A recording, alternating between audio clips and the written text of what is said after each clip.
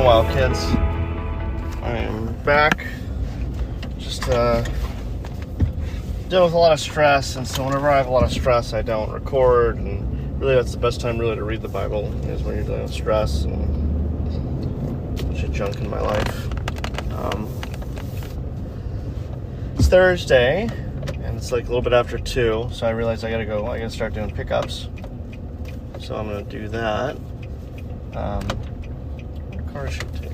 I'm almost not to drive so much because gas prices are so high, and because the entrepreneur did not get out in time, we couldn't ride bikes, or I just have her ride bikes home. So that's an issue. I don't know if I should take the minivan or not. Anyways, these are the things that go through my head when I'm leaving the office. I gotta stop saying I wonder how you kids are doing right now. I wonder where you are as you're listening to this. I wonder if you'll be the only ones to listen to this, or maybe your children might, and they'll be able to hear my voice. To do it. Hello, I'm your grandfather. Sorry, I don't know if I should apologize or not.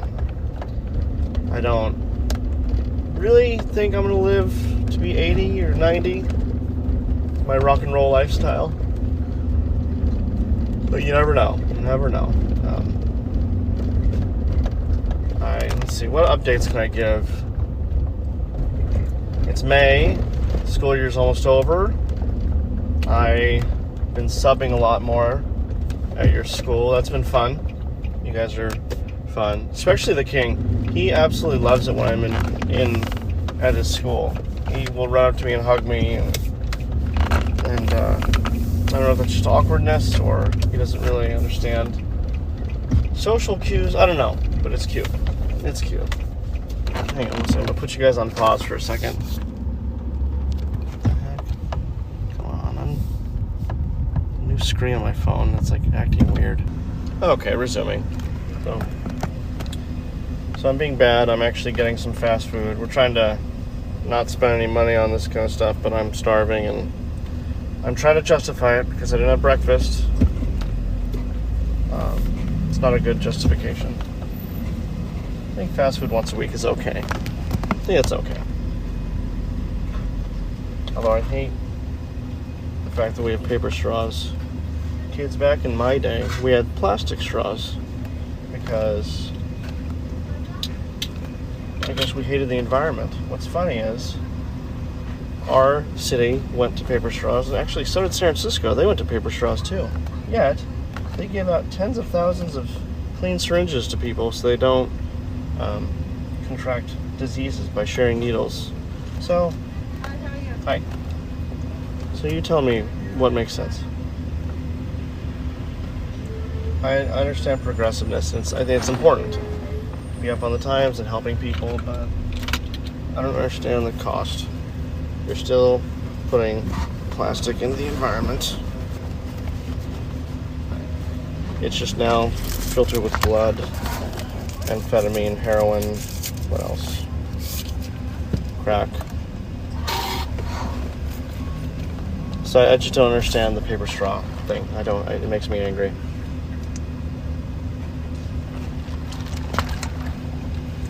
There's some cities, they don't have this ordinance, and so they whenever I go to those fast food places, which is like so rare now, I will grab a handful of straws. And the people working there will laugh. Like, oh, you live in this city? He's like, yes, I live in this city. And they're like, take as many as you want. So that always makes me laugh. One guy actually said that to me. I've been craving a hot dog lately, which this is something I did not order just now, but I've really been craving a hot dog. It's 2:20. I would love to read 30 minutes for you guys. Read a lot. I'd love to get 2 Samuel done. There's so many great stories in 1 and 2 Kings. How many stories have to do with actually the naming of you kids? But this is a marathon, not a race. Still need your mom to read through Ruth for you guys. No, thank you. Thank you very much. kids, whatever you do, really, what's very important is how you talk to people in the service industry and how you treat them. My father was not great with people in the service industry. Maybe there's an expectation he had. It was definitely unwarranted. My mom too. We tend to beatify people who have died. I'm not going to do that. Actually, the person that taught me that was your mom, kids. She said some negative things about someone that died in her family, like when we started dating. I was like, Bob, you can't say that. She's like, why? It's the truth. No. Truth is truth. I call it Speaking for the Dead. There's this amazing book series by a man named Orson Scott Card. It's called The Ender Quadrilogy. It's a messianic sci-fi series, young adult, upper middle grade reader book. The book is fantastic. The series is phenomenal. It's one of my favorite book series. In fact, I may have read it to you guys. Ender plays a kid in the not apocalyptic, but post war with aliens future. They're trying to find the next kid to become the next huge general that will thwart off the next alien invasion. And so, anyways, the sequel to it is about the kid when he's older, and he goes around the galaxy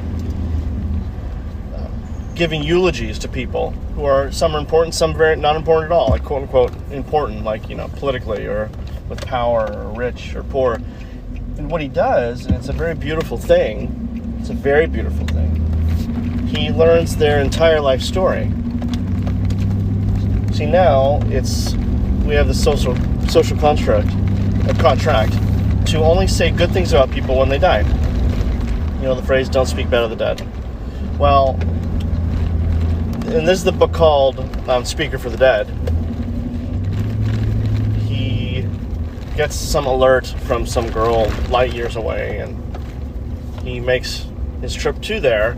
By the time he's there, the girl's all grown up, like kind of around his age, and he learns her father's life story, her father who died, and he gives this eulogy at the end, which talks about all the things he did very badly, all his flaws, and also talks about his beautiful life as a whole.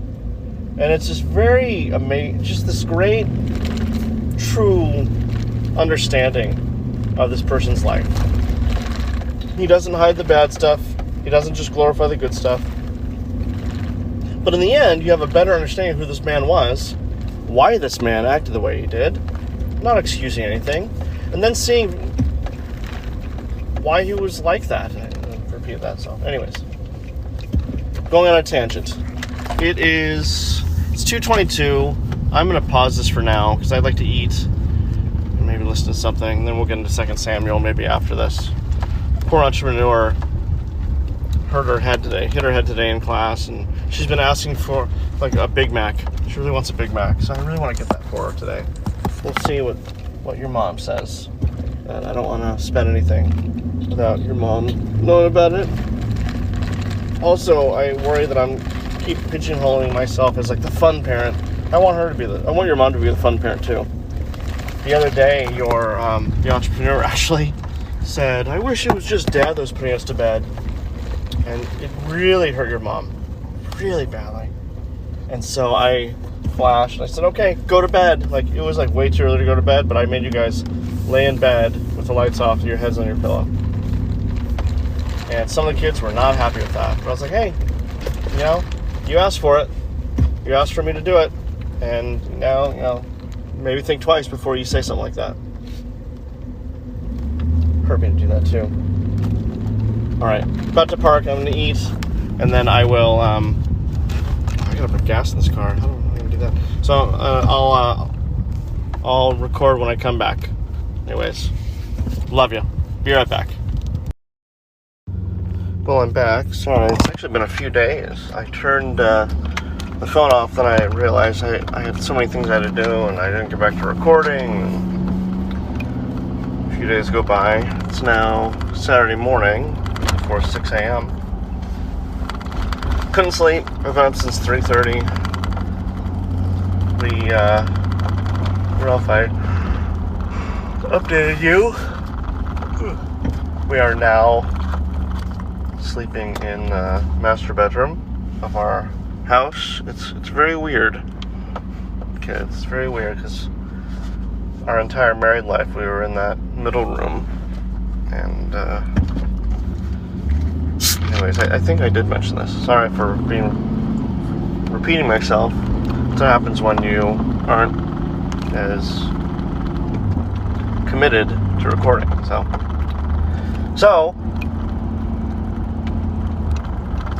excuse me, as I should have read ahead, there's only 2 more chapters left of 2 Samuel.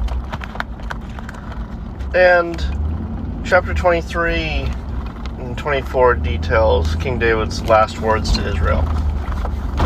He's still going to speak a lot more. He wrote Psalms, or most of Psalms, and he has things he said in first part of 1 Kings 1.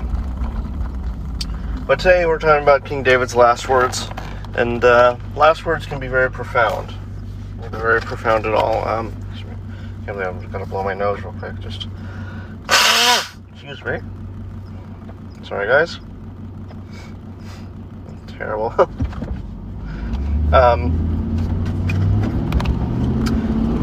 Recently, I hang out. I mean, not recently, but for so long, I've been hanging out with your mom and her siblings, and they're amazing. They're great. Your aunt and uncle, really, really good people. It's been an honor to watch them grow up. I mean, I've known them since they were children because I started dating your mom when I was a child, and they're younger. And when we hang out with them, of course, the usual topic, if we're not talking about kids, is talking about their parents, because it's they have a common bond, common history, common trauma, and all children share, all siblings will share common traumas with their parents. I'm sure, even up to this point, you guys have a ton of trauma just from me alone, let alone your mom, and so I'm sorry for that. But it's kind of grating sometimes because both their parents are still alive and mine are gone. And last words, I was there for both my parents' last words.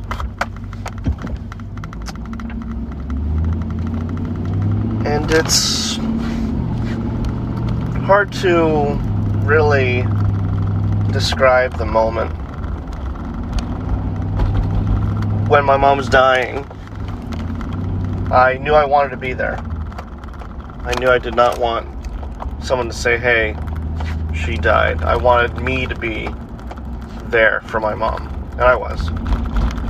And my dad, he's a great guy, and I wish you guys had more memories of him. And there are reasons why we didn't visit as much, reasons that I'm not regretful of, by the way. And I didn't know if I'd be there for when my dad died. I really didn't, but I was. So maybe I'll talk to you guys about my parents' last words, and then sorry, this is like the bumpiest road in this city I'm on. Oh my gosh, that's loud. Maybe, I'll talk about their last words and their last moments. Maybe we could devote that to this podcast. And then we can hear about King David's last words. And then we'll end 2 Samuel. Had I known only 2 more chapters left of 2 Samuel, I would have just kept reading when I read for the last episode, chapters 21 through 22. But that's fine. There's a reason for everything.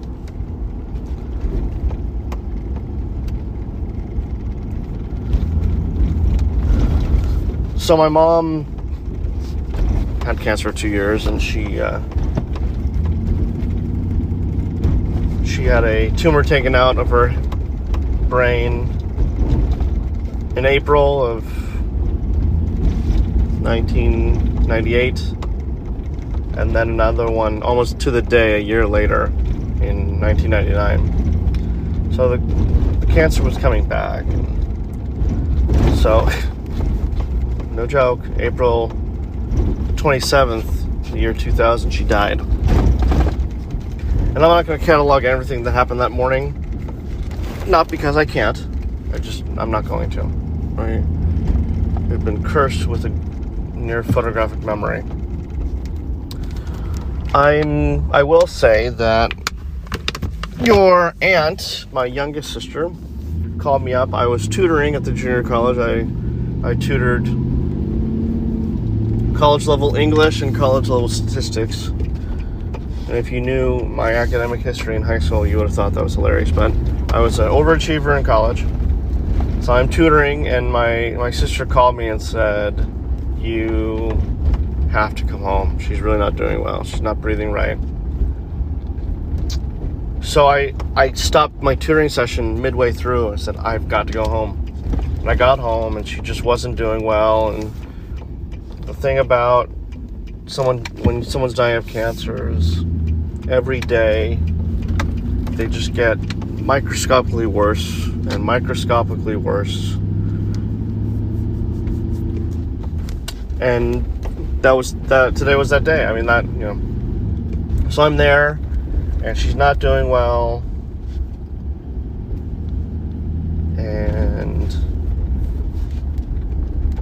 I'm not going to say what happened so much, but my dad was praying. He said, Lord, please let this end, because she was suffering. And she turned to my dad and said, help me. And then she went. And she died.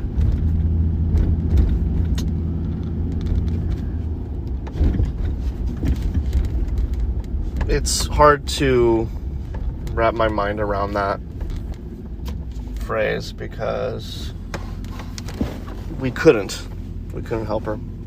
We just couldn't. It was a phrase she would repeat a lot. The phrase, help me. The last couple of years of her life.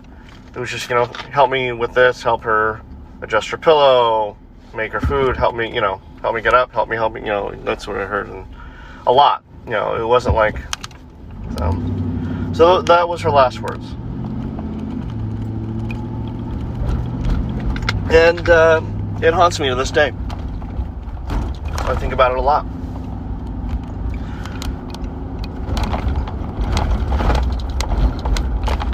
My dad and I, our relationship, a relationship with a boy with his dad is different than a mom and her son. And my dad was a very good dad, and we had a ton of memories together. He was very territorial of me, so we hung out a lot more than I did with my mom.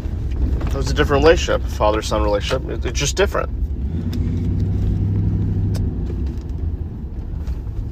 And typically I've noticed that the father-son relationship changes around the college years. They end up becoming closer or going further away, and that's when the boy slowly progresses into becoming a man, and that man hopefully becomes friendly or friends with the dad. Still with the father-son relationship. It's not like you're a peer. You never will be. But at least there's a friendliness and like a father-son friendship, a close friendship. Well, we never got to experience that because my mom died in April. A few days later, I got my letter of acceptance to my dream college. And then I moved away there, my dream college, and I never moved back home. Never moved back home. And so the years when I think we could have become really close, I went on with my life to start one, really. And then I think less than a year later, less than a year later, my dad got remarried. Which, by the way, I was 1,000% okay with, completely okay with. But we never got to concentrate or even kind of foster a friendship, because we both kind of like try to move on with our lives. And I don't regret that, neither does he. I mean, I'm sure he doesn't. And so that closeness, that bond kind of stagnated. And a few years ago, when you kids were much younger, he called me up and said some things to me about how I was raising you guys. And I chalked it up to my dad wanting to be relevant. I didn't chalk it up to my dad wanting to be hurtful. He said some things about how you guys were behaving, and I didn't like that, because he really didn't see you guys a lot, because the only time we could see them is if we drove up to see them. So I didn't like the way he handled it. My dad was never diplomatic, but he was also never subtle. You always knew where you stood with him, and he loved us all unconditionally. But I just didn't like the way he talked about you guys while you guys were behaving at a party, and so I just stopped contact with my dad. And we never really recovered from that. And we had a meeting at his house. I drove up to talk to him about it, and so we went from visiting him once every month or two to like just once a year. And that's hard. That's really hard on me, because he's my only parent left. So I'm just driving up to a Pete's drive-through coffee place. I'm gonna get some coffee, and I'll park somewhere and read these last two chapters, so that's where you know where I'm going with this. But so the last 2 or 3 years of his life, I probably visited him once or twice, maybe 3 times. I didn't show up to his last birthday party.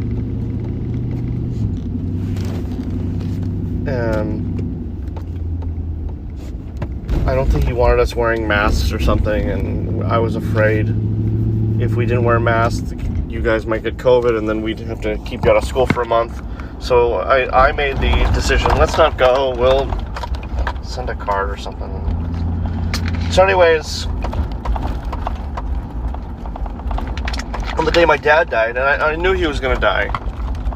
You know, when older people, I mean, he was in his mid-70s. When older people are in and out of the hospital for months, which my dad was, you know that it's just, they're not going to recover, okay? There's a trajectory, and he was on that trajectory. But finally, one day, like, I think his Nana called. That's what we call his wife, who's an angel sent from God. She called, and I think I talked to her, or I talked to my oldest sister and said he's just not good. And so I thought, I'm just going to go down there. And so I drove to the hospital. It's 2 hours away. I canceled all my appointments.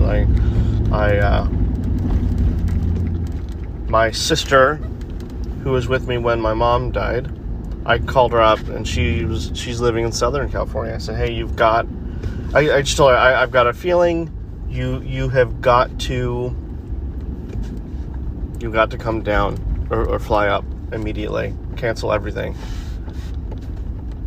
And so, thank God she did. And I get there, and I'll save it for another time, all the interactions I had with my father. But the last thing I remember him saying to me, and he repeated it over and over again, was, good boy. Good boy. He said it a few times.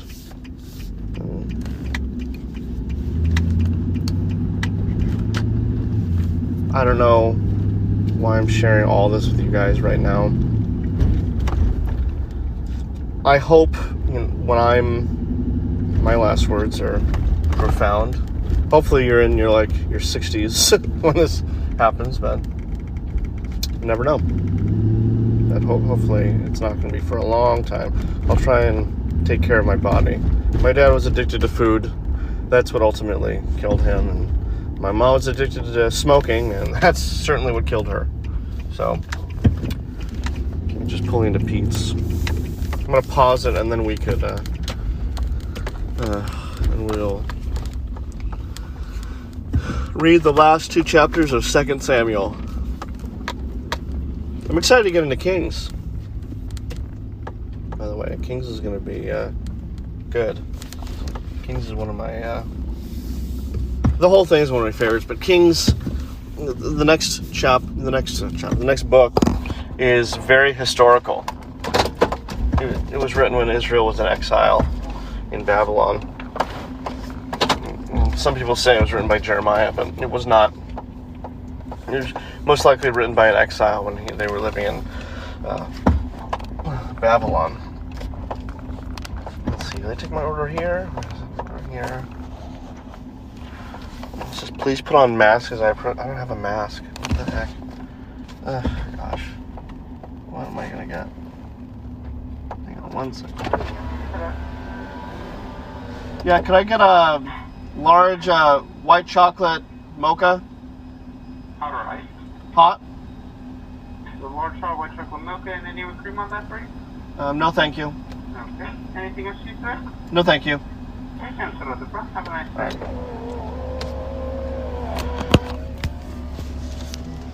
It is 6 a.m. and 55 degrees out. Why on earth would anyone get a cold coffee drink? I don't know. Well, it's a legitimate question. Kids.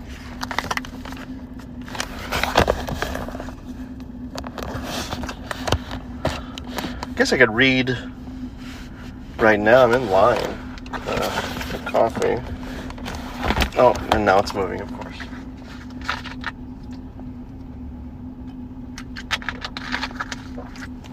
You know, regardless of my last words to you guys, I remember my parents' last words, but I also remember how they lived and how they loved me. That's the important part. So David has some last words for Israel, but you got to realize David, the way he lived, he really was a man after God's heart. He really was. And he fouled up a lot. And the Bible chronicles it. They don't just portray him as this perfect leader. He was extraordinarily flawed. And so are your parents. But I really want you guys to know that, when you remember me, when you guys are listening to this, or how much I loved you guys.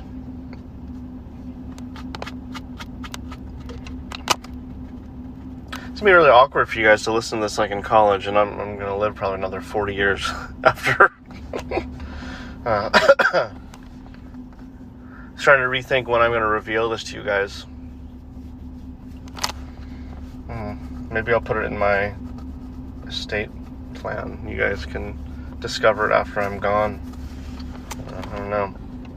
My feet are cold. So to get out of the house without waking your mother up, I left out of the back door because it's much quieter, and I walked barefoot because I was going to open up the closet door in the downstairs closet, but it was closed all the way, and if you open it, it makes a really loud cracking noise, as if like a board is breaking. And it's done that ever since we repainted so many years ago. Still does that. So I didn't open that, so I'm barefoot. I should put like a little heater on. My heater does work. There we go. Sorry about that ambient noise. Tell you what I did yesterday. The king, child number 3, he wants to join Cub Scouts. So we went to a Cub Scout store, which is like 20 miles away, but it took me an hour and 20 minutes to get there. And we bought some Cub Scout uniforms for him, and we're going to do a camp out. I'm really excited. I'm really excited about that. Get to have some one-on-one time with him, because I just feel bad. I've had a one-on-one time with, oh hang on, gotta pay, one-on-one time with namesake, because I've been coaching him in soccer, but not the king. So it should be fun.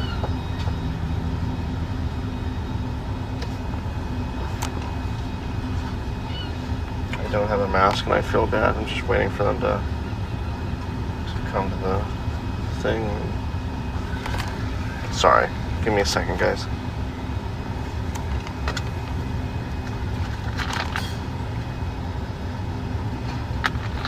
These people working so hard. I feel so bad for them. There's only like 2 people here to service all these drive-through customers.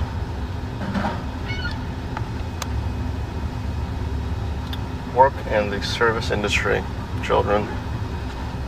Do it for at least a year. Learn your people skills now. I don't think people should be allowed to vote unless they worked in like the retail service industry. If I ever become president, which is probably a 0% chance of that, I would make that the rule of law. Roll the window down, nobody's coming. Sorry. The least entertaining podcast in the world.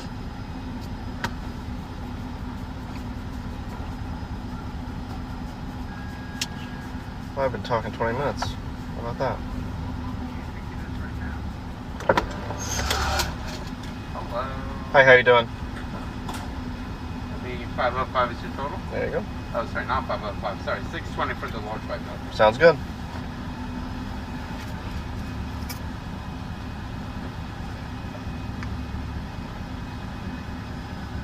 Here you go. All right.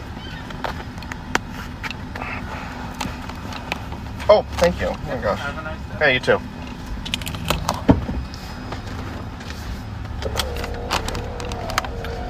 All right. I'm not really a Peet's coffee drinker, but I've been using this app on my phone where I fill out surveys and they give me points that I convert into money. So I use that for coffee.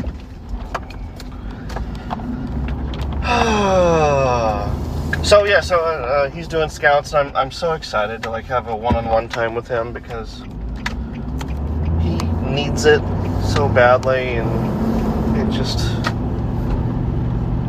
if you have more than one children, as parents, you are going to be constantly struggling with the question on your heart, which is, am I favoring one child over the other?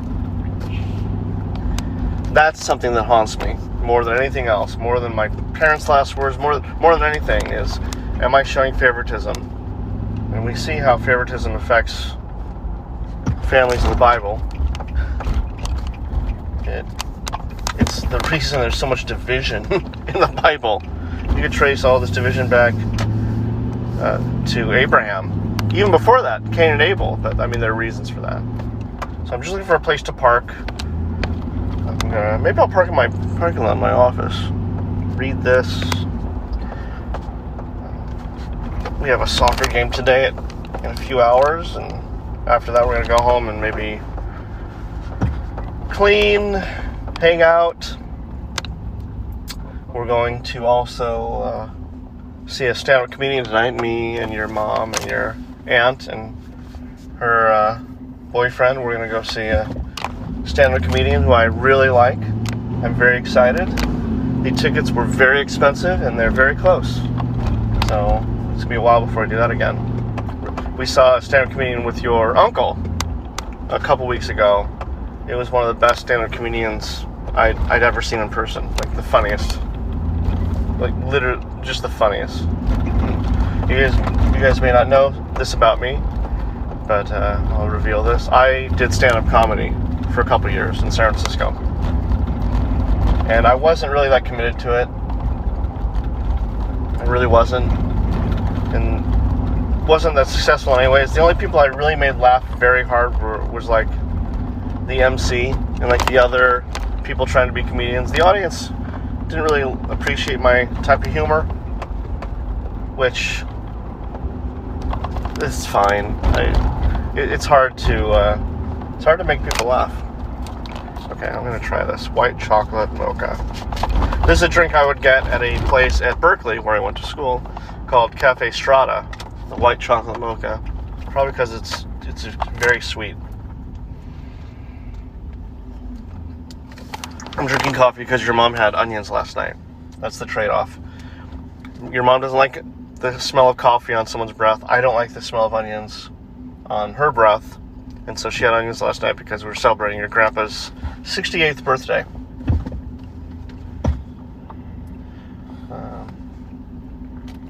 And he came over. Your grandpa's just a sweet man. He came over to our house like he does every Friday. Your aunt was over there with your cousin, who's just adorable. And we played dominoes and ate Wiener Schnitzel. It was a great time.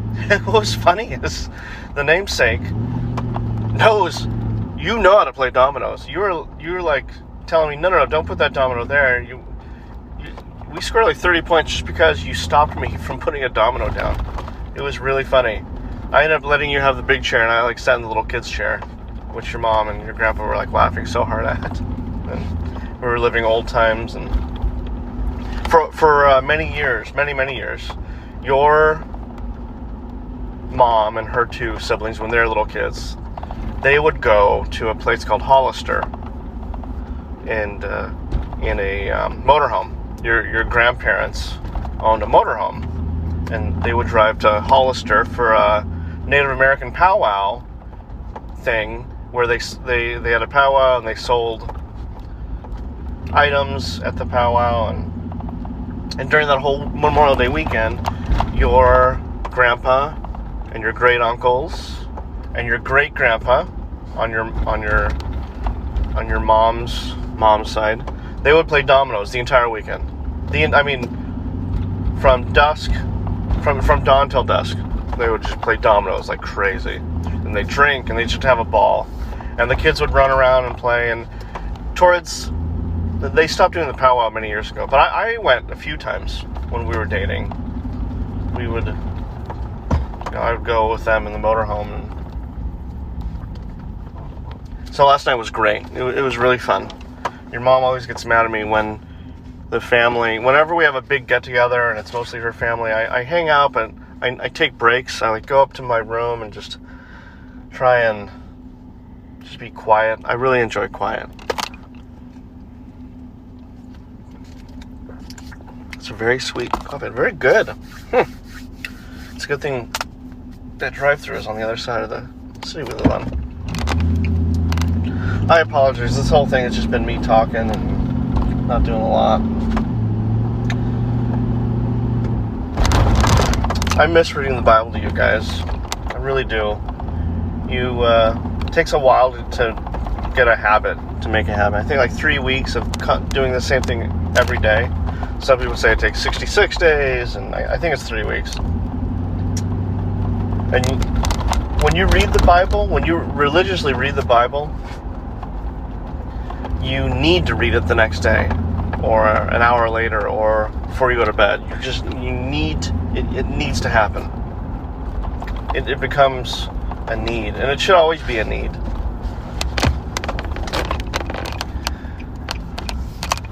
God's Word, like all the mysteries of life into this compilation of books. I was listening to a man named Jordan Peterson who was talking about how amazing it is that in humans' culture, the three main faiths, Judaism, Christianity, and Islam, they could have identified with countries, with people, like human figures, but the thing they identify with, and I went too far, I'm just listening to myself talk.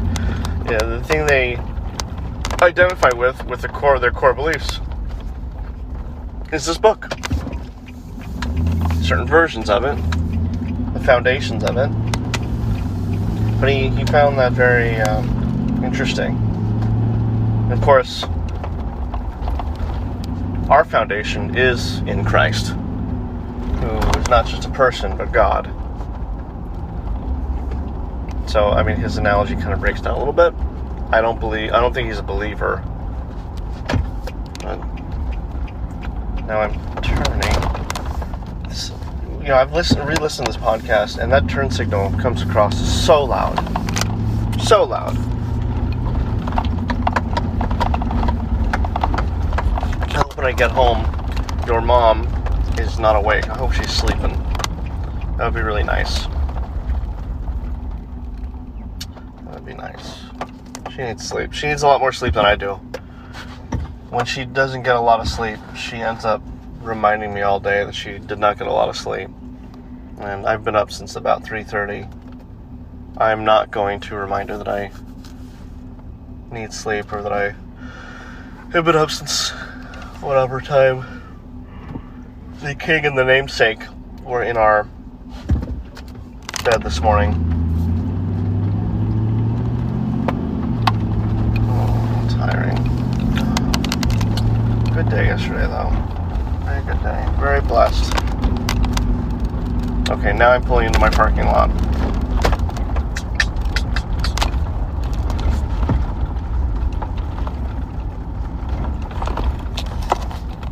Here we go.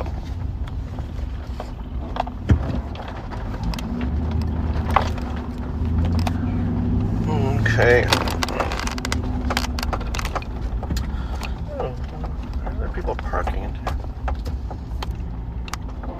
Interesting. Okay.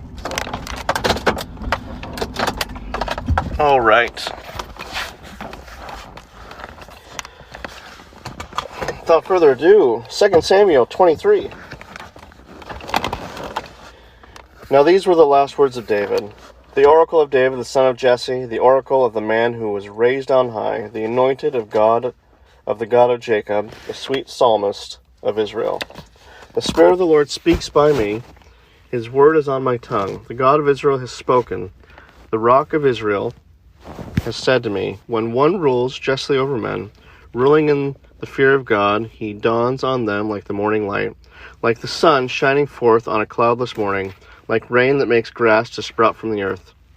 For does not my house stand so with God? For he has made with me an everlasting covenant, ordered in all things and secure. For will he not cause to prosper all my help and my desire? But worthless men are like thorns that are thrown away, for they cannot be taken with the hand. But the man who touches them arms himself with iron and the shaft of a spear, and they are utterly consumed with fire. There's someone coming out of my office right now.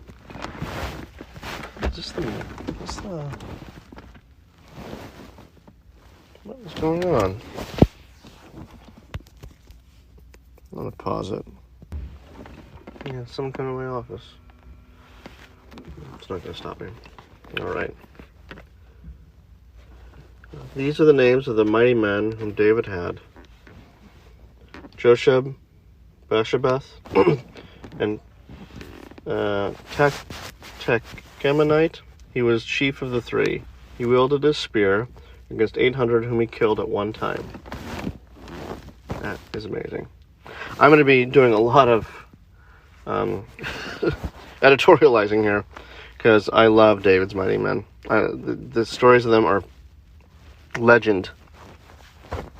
And next to him among the three mighty men was Eleazar, the son of Dodo, son of Ahoy. He was with David when they defied the Philistines who were gathered there for battle, and the men of Israel withdrew.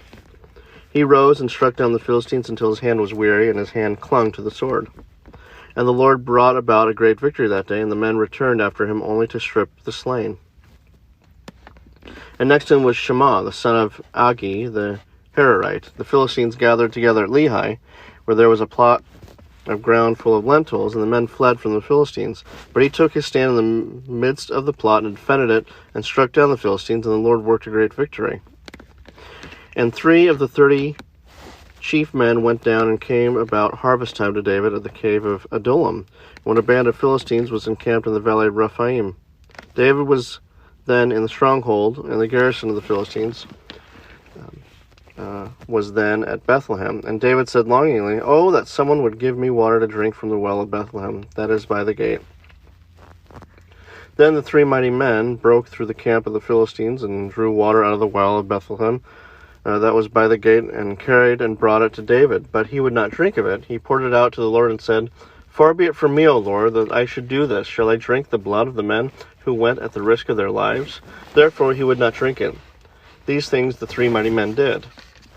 Why are there not movies about these 3?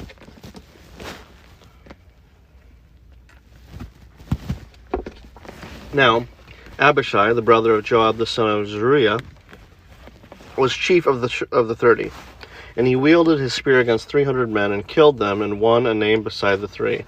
He was the most renowned of the 30 and became their commander, but he did not attain to the 3. And Benaiah, the son of Jehoiada, was a valiant man of... Okay, I'm just going to say it. Those of you that are not my children, we named one of our children. We gave one of our children's middle names this name, Benaiah. And Benaiah, the son of Jehoiada, was a valiant man of Kabzeel, a doer of great deeds. He struck down 2 Ariels of Moab. He went down and struck down a lion in a pit on a day when snow had fallen. And he struck down an Egyptian, a handsome man. The Egyptian had a spear in his hand, but Benaiah went down to him with a staff and snatched the spear out of the Egyptian's hand and killed him with his own spear. These things did Benaiah the son of Jehoiada, and won a name beside the 3 mighty men. He was renowned among the 30, but he did not attain to the 3, and David set him over his bodyguard. Asahel, the brother of Joab, was one of the 30. Elhanan, the son of Dodo of Bethlehem, Shema of Herod, Elika of Herod, Helez the Paltite, Ira the son of Ikesh of Tekoa, Abiezar and Anathoth, Mebunai the Hushathite, Zalman the Alahite of Netopha. I'm getting all these names so badly. Helab the son of Benah of Netopha, Ittai the son of Ribai of Gibeah and the people of Benjamin, Benaiah of Pirathon, Hiddai of the brooks of Gash, Abba Alban the Arbathite, Asmaveth of Bahurim, Eliabah the Shalbanite, the sons of Jashan, Jonathan, Shema the Hararite, Ahim the son of Sharar the Hararite, Eliphalet the son of Ahazbai of Makkah, Eliam the son of Ahithophel the Gilonite, Hezro of Carmel, Parai the Arbite, Igal the son of Nathan of Zobah, Bani the Gadite, Zilek the Ammonite, Naharai of Beeroth, the armor-bearer of Joab the son of Zeruiah, Ira the Ithrite, Gareb the Ithrite, Uriah, and Uriah the Hittite. 37 in all. Uriah, that was the one who was Bathsheba's husband. Yeah. Shame. Chapter 24. Again, the anger of the Lord was kindled against Israel, and he incited David against them, saying, Go number Israel and Judah. So the king said to Joab, the commander of the army, who was with him, Go through all the tribes of Israel, from Dan to Beersheba, and number the people, that I may know the number of my people. But Joab said to the king, May the Lord your God add to the people 100 times as many as they are, while the eyes of my lord the king still see it. But why does my lord the king delight in this thing? But the king's word prevailed against Joab and the commanders of the army. So Joab and the commanders of the army went out from the presence of the king to number the people of Israel.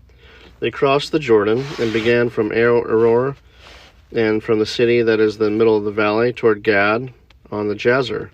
Then they came to Gilead and Kadesh in the land of the Hittites. And they came to Dan.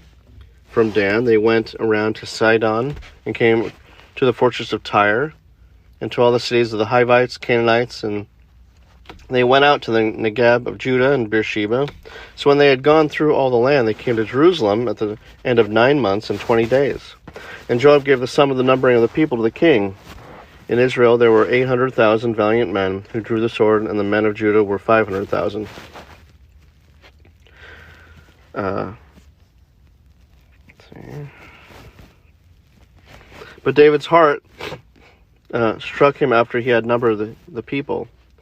And David said to the Lord, I have sinned greatly in what I have done, but now, O Lord, please take away the iniquity of your servant, for I have done very foolishly. And when David arose in the morning, the word of the Lord came to the prophet Gad, David's seer, saying, Go and say to David, Thus says the Lord, 3 things I offer you. Choose one of them, that I may do it to you. So Gad came to David and told him, and said to him, Shall 3 years of famine come to you in your land, or will you flee 3 months before your foes while they pursue you? Or shall there be 3 days of pestilence in your land? Now consider and decide what answer I shall return to him who sent me. Then David said to Gad, I am in great distress. Let us fall into the hand of the Lord, for his mercy is great, but let me not fall into the hand of man. So the Lord sent a pestilence on Israel from the morning until the appointed time. And there died of the people from Dan of Beersheba 70,000 men. And when the angel stretched out his hand toward Jerusalem to destroy it, the Lord relented from the calamity and said to the angel who was working destruction among the people, It is enough. Now stay your hand. And the angel of the Lord was by the threshing floor of Araunah the Jebusite. Then David spoke to the Lord when he saw the angel who was striking the people and said, Behold, I have sinned and I have done wickedly. But these sheep, what have they done? Please let your hand be against me and against my father's house. And Gad came that day to David and said to him, Go raise up an altar to the Lord of the threshing floor of Araunah the Jebusite. So David went up at Gad's word as the Lord commanded, and when Araunah looked down, he saw the king and his servants coming on toward him. And Araunah went out and paid homage to the king with his face to the ground. And Araunah said, Why has my lord the king come to his servant? David said, To buy the threshing floor from you in order to build an altar to the Lord, that the plague may be averted from the people. Then Araunah said to David, Let my lord the king take and offer what seems good to him.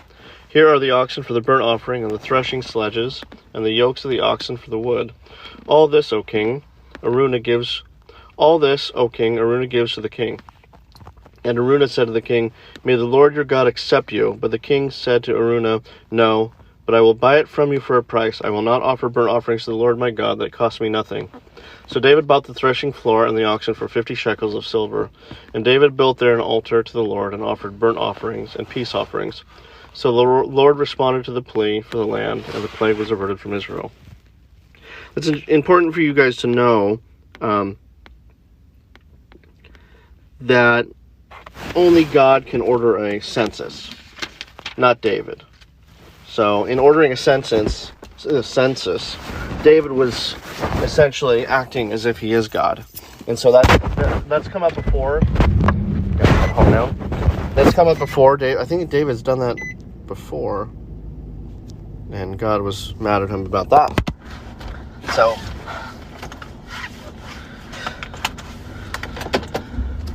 So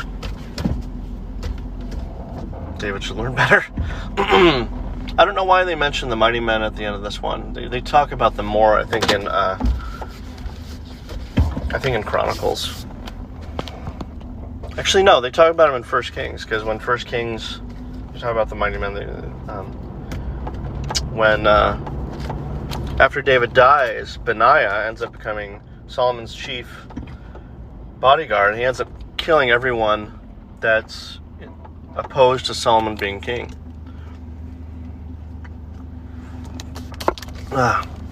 Such a sweet cup of coffee. Although $6 for a cup of coffee, it's kind of expensive.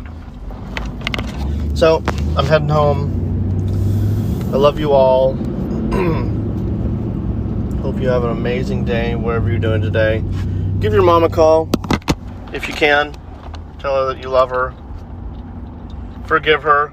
I'm sure she did something to upset you. Get over it, by the way. She's human. Your mom is human, and so am I. If you're feeling merciful, also forgive me. I'm sure I did something dumb. Sorry about that. You know I love you more than anything. I hope you guys are going to church. I would strongly advise you to find a church close to you, because faith without having some relation with God, without going to church and meeting and talking about Jesus, your faith will crumble, and your walk with the Lord will be non-existent. And I'm more guilty of that than you'll ever know. Not having habitually going to church and hanging out with friends and talking about God. Luckily, we're doing a Bible study now once a week, and with a group of people that live in our town. So hopefully that continues. So yeah, go to church, call your mom, pray for your relationships, pray for your parents too. We're humans, very fallible. And in everything you do it for the kingdom and the king.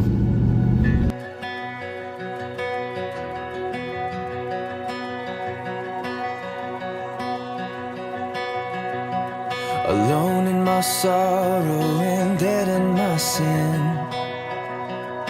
lost without hope, with no place to begin.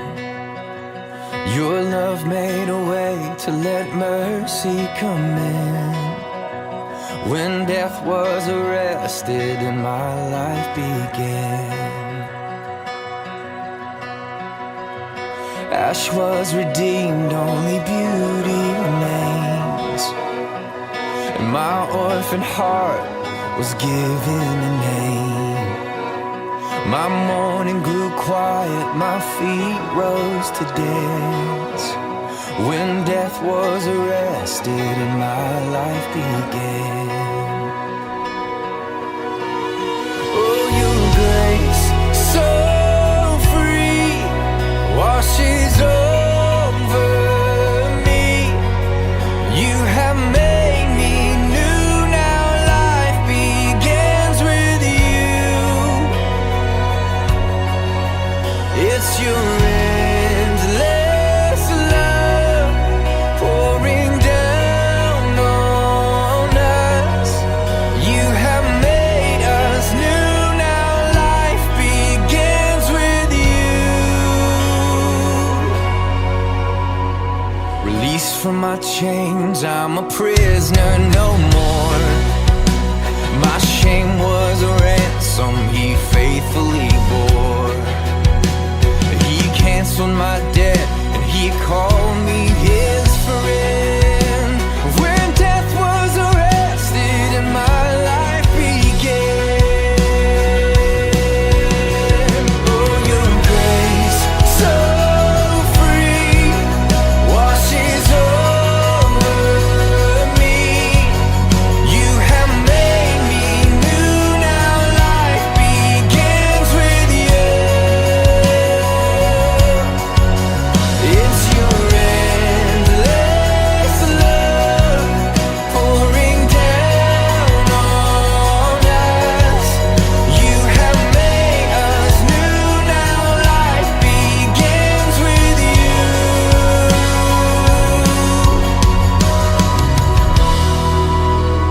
Our Savior displayed on a criminal's cross. Darkness rejoiced as though heaven had lost. But then